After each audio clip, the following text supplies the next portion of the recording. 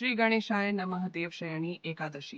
पौराणिक व्रत कथा। अर्जुन ने कहा, हे श्री कृष्ण, आषाढ़ माह के शुक्ल पक्ष की एकादशी का क्या व्रत है? उस दिन किस देवता का पूजन होता है? उसका क्या विधान है?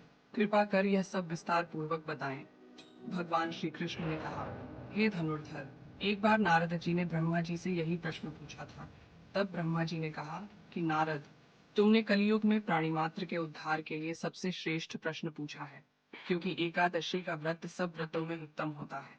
इसके व्रत से सभी पाप नष्ट हो जाते हैं। इस एकादशी का नाम देवशयनी एकादशी है। यह व्रत करने से भगवान विष्णु प्रसन्न होते हैं। इस संबंध में मैं तुम्हें एक पौराणिक कथा सुनाता हूँ। ध्यान पूर्वक श्रवण करो। मानधाता नाम का एक सूर्यवंशी राजा था। वह सत्यवादी, महान तपस्वी और चक्रवर्ती था। वह अपनी प्रजा का पालन संतान की तरह करता था।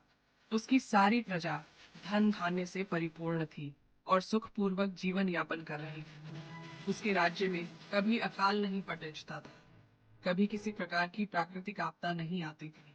परंतु न जाने उससे देव क्यों रुष्ट हो गए। न मालूम राजा से क्या भूल हो गई कि एक बार उसके राज्य में जबरदस्त अकाल पड़ी गया और प्रजा अन्न की कमी के कारण अत्यंत दुखी रहने लगी। राज्य में यज्ञ निबंध हुआ। अकाल से पीड़ित प्रजा एक दिन दुखी होकर राजा के पास जाकर प्रार्थना करने लगी, हे राजन, समस्त संसार की सृष्टि का मुख्य आधार वर्षा है। इसी वर्षा के अभाव से राज्य में अकाल पड़ते गया है और अकाल से प्रजा मर रही है। हे भूपति, आप कोई ऐसा जतन कीजिए जिससे हम लोगों का कष्ट दूर हो सके। यदि जल्द ही अकाल से मुक्ति न मिली तो विवश होकर प्रजा को किसी दूसरे राज्य में शरण लेनी पड़ेगी। प्रजाजनों की बात सुन राजा ने कहा, आप लोग सत्य कह रहे हैं। वर्षा न होने से आप लोग बहुत दुखी हैं। राजा के पापों के कारण ही प्रजा को कष्ट भोगना पड़ता है। मैं बहुत सोच विचार कर रहा हूँ, फिर भी मुझे अपना कोई दोष दिखलाई नहीं दे रहा है। आप लोगों के कष्ट को दूर करने के लिए मैं बहुत उपाय कर रहा हूँ, परंतु आप चिंतित ना हो, मैं इसका कोई ना कोई उपाय अवश्य ही करूंगा। राजा के वचनों को सुन प्रजाजन चले गए। राजा मानधाता भगवान की पूजा कर कुछ विशिष्ट व्यक्तियों को साथ लेकर वन को चल दिया। वहां वह आर्षि मुनियों के आश्रमों में घूमते घूमते अंत में ब्रह्मा जी के मानस पुत्र अंगिरा आर्षि के आश्रम पर पहुंच गया। रथ से उतरकर राजा आश्रम में चला गया। वहां आर्षि अभी नित्य कर्म से निवृत्त ही हुए थे कि राजा ने उनके सम्मुख पहुंचकर उन्हें प्रणाम किया। आर्षि ने राजा को आशीर्वाद दिया, फिर पूछा, हे राजन, आप इस स्थान पर किस प्रयोजन से पधारे हैं, सो कहिए। राजा ने कहा, हे महर्षि, मेरे राज्य में 3 वर्ष से वर्षा नहीं हो रही है। इससे अकाल पट्टी ढियच गया है और प्रजा कष्ट भोग रही है। राजा के पापों के प्रभाव से ही प्रजा को कष्ट मिलता है, ऐसा शास्त्रों में लिखा है। मैं धर्मानुसार राज्य करता हूँ, फिर यह अकाल कैसे पट्टी ढियच गया, इसका मुझे अभी तक पता नहीं लग सका। अब मैं आपके पास इसी संदेह की निवृत्ति के लिए आया हूँ। आप कृपा कर मेरी इस समस्या का निवारण कर मेरी प्रजा के कष्ट को दूर करने के लिए कोई उपाय बतलाइए।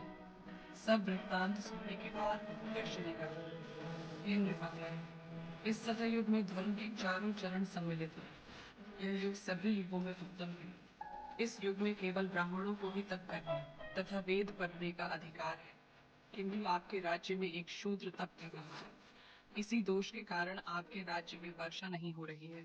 यदि आप प्रजा का कल्याण चाहते हैं तो शीघ्र ही उस शूद्र का वध करवा दें। जब तक आप यह कार्य नहीं कर लेते तब तक आपका राज्य अकाल की पीड़ा से कभी मुक्त नहीं हो सकता। आर्षि के वचन सुन राजा ने कहा, हे मुनिश्रेष्ठ, मैं उस निरपराध तप करने वाले शूद्र को नहीं मार सकता। किसी निर्दोष मनुष्य की हत्या करना मेरे नियमों के विरुद्ध है और मेरी आत्मा इसे किसी भी स्थिति में स्वीकार नहीं करेगी। आप इस दोष से भी भगवान विष्णु का बताओ। राजा को विचलित कर, हे राजन, यदि आप ऐसा ही चाहते हो तो आषाढ़ माह के शुक्ल पक्ष को देवशयनी की एकादशी का विधि व्रत करो। इस व्रत पर प्रभाव से और प्रजा सुखी हो जाएगी। इस एकादशी का व्रत सिद्धियों को देने वाला है और कष्टों से मुक्त करने वाला। ऋषि के इन वचनों को सुनकर राजा को नगर वापस आ गए और विधान पूर्वक देवशयनी एकादशी का व्रत किया। इस व्रत के प्रजा को अकाल से मुक्ति मिली। इस एकादशी को पद्मा एकादशी भी कहते हैं। इस व्रत के करने से भगवान विष्णु प्रसन्न होते हैं, अतः मोक्ष की इच्छा रखने वाले मनुष्यों को इस एकादशी का व्रत करना चाहिए। चातुर्मास्य व्रत भी इसी एकादशी के व्रत से आरंभ किया जाता है। कथा सार अपने कष्ट से किसी दूसरे विष्णु से आस्था रखकर समर्पित अथवा संकल्प करके कष्टों से